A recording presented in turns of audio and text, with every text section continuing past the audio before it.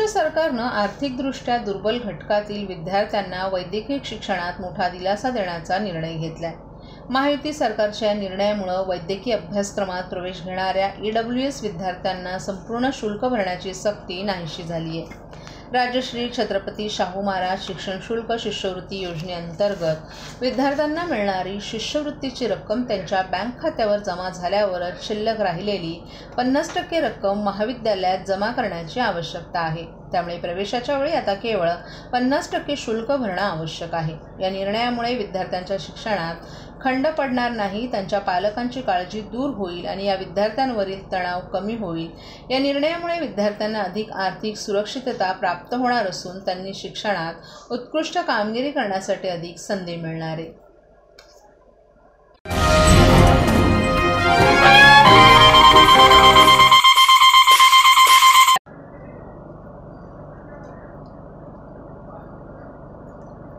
महाराष्ट्रातील वीज ग्राहकांसाठी महावितरणकडून अभय योजना सुरू करण्यात आली आहे। 1 सप्टेंबर 2024 पासून लागू होणारी योजना वीज बिल थकबाकीदार ग्राहकांना मोठा दिलासा देईल। उपमुख्यमंत्री आणि ऊर्जा मंत्री देवेंद्र फडणवीस यांच्या सूचनेनुसार महावितरणनं हा महत्त्वपूर्ण निर्णय घेतलाय। वीज बिलाच्या थकबाकीमुळे वीज कनेक्शन कायमस्वरूपी तोडलेल्या 38 लाख घरगुती, व्यावसायिक आणि औद्योगिक ग्राहकांसाठी ही योजना लागू होणार आहे। या योजनेअंतर्गत थकबाकीवरील व्याज आणि विलंब आकाराचे एकूण 1788 कोटी रुपये माफ करण्यात येणार आहेत। ग्राहकांनी या योजनेचा लाभ घेण्यासाठी महावितरणच्या अधिकृत वेबसाईटवर जाऊन ऑनलाईन पद्धतीने अर्ज करावा। पैसे भरल्यानंतर संबंधित ग्राहकांना पुन्हा एकदा वीज कनेक्शन मिळणार असल्याची महावितरणकडून माहिती देण्यात आली आहे। महायुतीचे कल्याणकारी सरकार म्हणून ओळखल्या जाणाऱ्या या योजनेमुळे राज्यातील लाखो वीज ग्राहकांना मोठा दिलासा मिळेल अशी अपेक्षा आहे।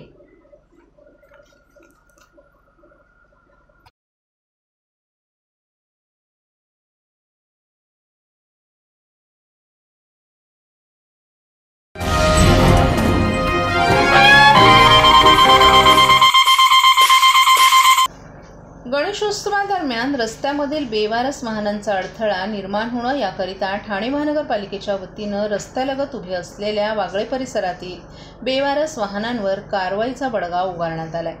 गणेशोत्सवाच्या आगमनाची तयारी सर्वत्र सुरू झाली आहे। गणरायाचं आगमन होण्यास सुरुवात झाली आहे। याच पार्श्वभूमीवर रस्त्यावर वाहतूक कोंडी होऊ नये याकरिता विशेष मोहीम सुरू करण्यात आली आहे। वागळे आणि नौपाडा प्रभाग समितीमध्ये ठाणे महानगरपालिकेच्या वतीनं रस्त्यावर असणाऱ्या बेवारस वाहनांवर कारवाईला सुरुवात करण्यात आली आहे। मुख्यमंत्री एकनाथ शिंदे आणि महापालिकेचे आयुक्त सौरभ राव यांनी दिलेल्या आदेशानुसार शहरांमध्ये गणेशोत्सवादरम्यान गणपती मिरवणुकीस कोणत्याही प्रकारे अडचण निर्माण होऊ नये याकरिता रस्त्यांवर अनेक ठिकाणी उभी असलेली बेवारस वाहनं आणि अनधिकृत हातगाड्या हटवण्याचे आदेश देण्यात आले होते। याच अनुषंगानं आज वागळे प्रभाग समिती अंतर्गत ही कारवाई करण्यात आली। उपायुक्त शंकर पाटोळे यांच्या मार्गदर्शनाखाली वागळे प्रभाग समितीचे सहाय्यक आयुक्त भालचंद्र घुगे यांनी कारवाई करत रस्त्यावरील बेवारस वाहनं हटवली।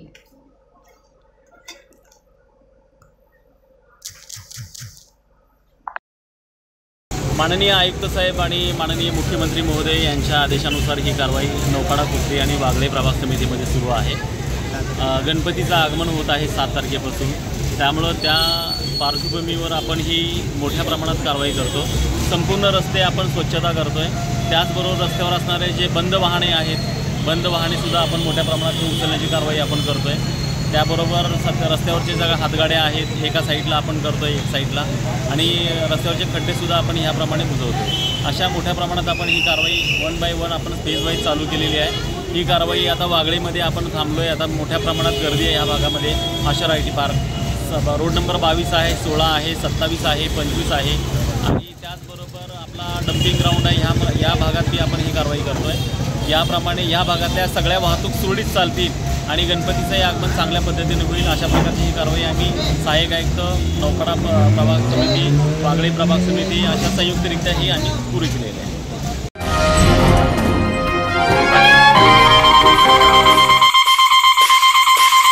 महाराष्ट्रातील भगिनींना आधार देणारी राज्य शासनाची मुख्यमंत्री माझी लाडकी बहीण योजना। या योजनेअंतर्गत अल्प उत्पन्न गटातील 21 ते 65 वयोगटाच्या भगिनींना मिळणार दरमहा 1500 रुपयांची मदत। अर्ज करण्यासाठी 31 ऑगस्ट 2024 पर्यंत मुदतवाढ।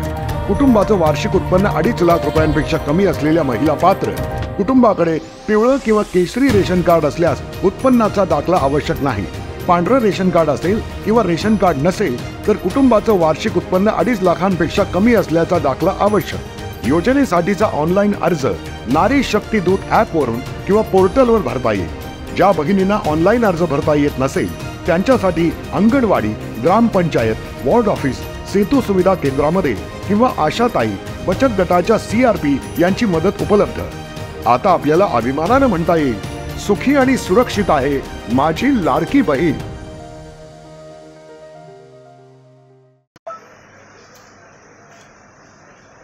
उच्च न्यायालय मुंबईत दाखल क्रिमिनल रिट पिटिशनच्या अनुषंगानं ठाणे जिल्ह्यात अनधिकृत रेती उत्खननाविरोधात जोरदार कारवाई करण्यात आली। जिल्हाधिकारी अशोक क्षणगारे, अप्पर जिल्हाधिकारी मनीषा जायभाय धुळे आणि प्रांताधिकारी उर्मिला पाटील यांच्या मार्गदर्शनाखाली नायब तहसीलदार दिनेश पैठणकर यांच्या नेतृत्वाखालील पथकानं मुंब्रा ते कल्याण रेल्वे ट्रॅकजवळ होणाऱ्या अनधिकृत रेती उत्खनन आणि वाहतुकीवर धडक कारवाई केली। आज सकाळी या पथकानं बोटीद्वारे गस्त घालत असताना खाडीपात्रात अंदाजे 15 ब्रास रेतीनं भरलेली एक बार्ज आणि एक सक्शन पंप आढळून आलं। यावेळी दुसऱ्या कारवाईत कळवा-बाळकुम खाडीत आणखीन एक बार्ज आणि सक्शन पंप आढळलं, ज्यामध्ये अंदाजे 13 ब्रास रेती होती। हे बार्ज आणि सक्शन पंप खाडीपात्रातून बाहेर काढणं अशक्य असल्यानं प्रशासनानं त्यांना जाळून खाडीतच बुडवून नष्ट केलं। जिल्हा प्रशासनानं दिलेल्या माहितीनुसार यापुढील कायदेशीर कारवाई सुरू असून अनधिकृत रेती उत्खननावर कठोर कारवाई केली जाईल अशी स्पष्टता देण्यात आली आहे। या कारवाईमुळे अनधिकृत रेती उत्खनन करणाऱ्यांमध्ये भीतीचं वातावरण निर्माण झाले।